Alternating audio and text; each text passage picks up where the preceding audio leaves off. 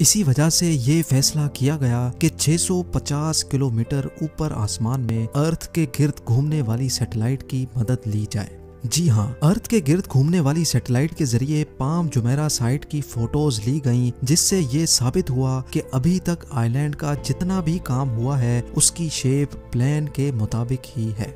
शेख को ये जानकर खुशी तो हुई, लेकिन जैसे जैसे ड्रेजर सैंड स्प्रे करता जा रहा था उसकी मुश्किलात में उतना ही ज्यादा इजाफा भी होता जा रहा था। ना ही समंदर में ट्री शेप की कोई आउटलाइन थी और ना ही ऐसी कोई आउटलाइन यहाँ बनाई जा सकती थी। ड्रेजर का अंदाजे से समंदर में रेत स्प्रे करके पाम ट्री शेप को मेंटेन रखना काफी ज्यादा मुश्किल हो रहा था। अब इंजीनियर्स को कुछ ऐसा करना था जिससे ड्रेजर को पिन पॉइंट एक्यूरेसी पता चल सके और वो फिर वहीं तक रेत स्प्रे करे। इस काम को अंजाम देने के लिए जीपीएस टेक्नोलॉजी का इस्तेमाल किया गया।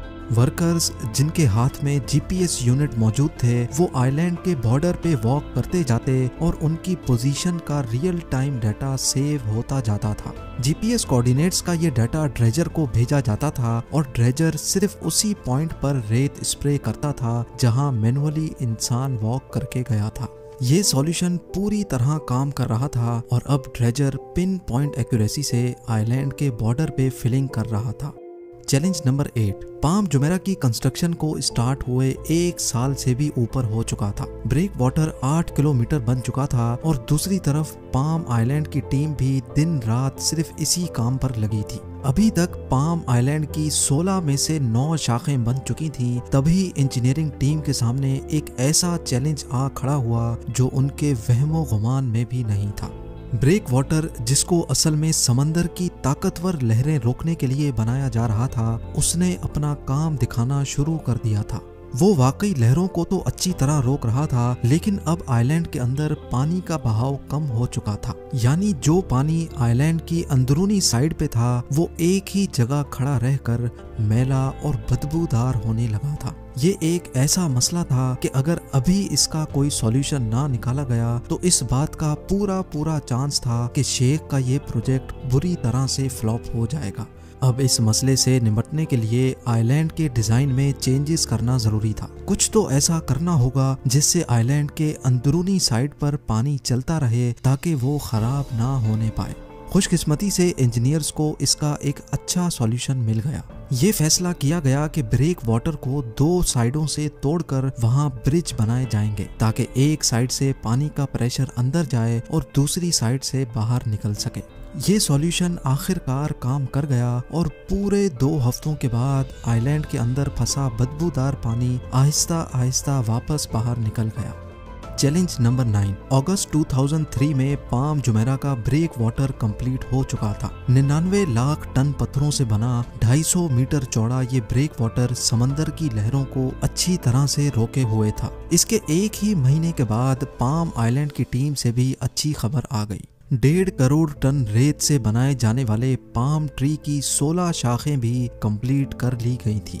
ड्रेजर्स जो 1 साल से मुसलसल चल रहे थे, उनका भी आराम करने का वक्त अब आ चुका था।